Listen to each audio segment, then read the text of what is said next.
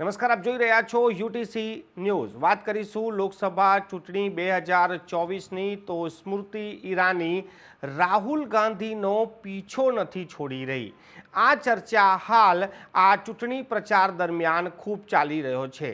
સ્મૃતિ ઈરાની રાહુલ ગાંધીનો પીછો કેમ નથી છોડી રહી, આ વાત કેમ શરૂ થઈ છે, આજે આપણે આ જ મુદ્દે વાત કરવા જઈ રહ્યા છે।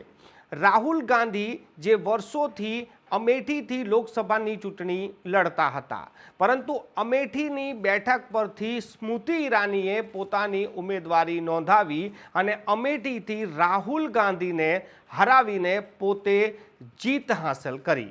રાહુલ ગાંધી તે સમયે 2 સીટો પરથી ચૂંટણી લડ્યા હતા, એક અમેઠી અને એક કેરળનો વાયનાડ। હવે રાહુલ ગાંધી અમેઠીથી ચૂંટણી નથી લડી રહ્યા, પરંતુ વાયનાડથી ચૂંટણી લડી રહ્યા છે અને ગઈકાલે રાહુલ ગાંધીએ પોતાનું જે ઉમેદવારી ફોર્મ છે તે પણ રોડ શો કરીને ભરી દીધું છે। ત્યારે સ્મૃતિ ઈરાની પણ હવે વાયનાડ પહોંચી ગયા છે।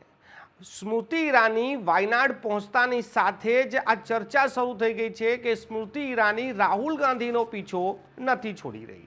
રાહુલ ગાંધી અમેઠી ગયા તો સ્મૃતિ ઈરાની અમેઠી ગઈ, હવે રાહુલ ગાંધી વાયનાડ ગયા તો સ્મૃતિ ઈરાની પણ વાયનાડ પહોંચી છે।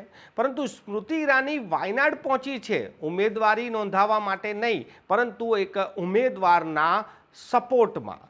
ઉમેદવાર ભારતીય જનતા પાર્ટીના જે કેરળના પ્રદેશ અધ્યક્ષ છે સુરેન્દ્રમ, અને આ સુરેન્દ્રમની ઉમેદવારી ફોર્મ ભરવાનો જે આ રોડ શો છે તેમાં સ્મૃતિ ઈરાની પણ જોડાઈ છે।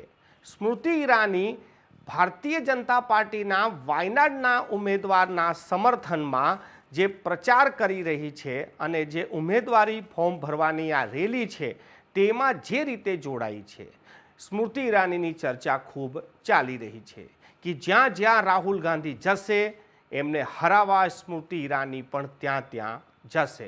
અમેઠીમાં રાહુલ ગાંધીને હરાવ્યા બાદ સ્મૃતિ ઈરાની જ્યારે વાયનાડ પહોંચી છે, ત્યારે આજે વાયનાડમાં સ્મૃતિ ઈરાની અને ભારતીય જનતા પાર્ટીના ઉમેદવાર જે ફોર્મ ભરવા જઈ રહ્યા છે તેને લઈને પણ ખૂબ ચર્ચા ચાલી રહી છે।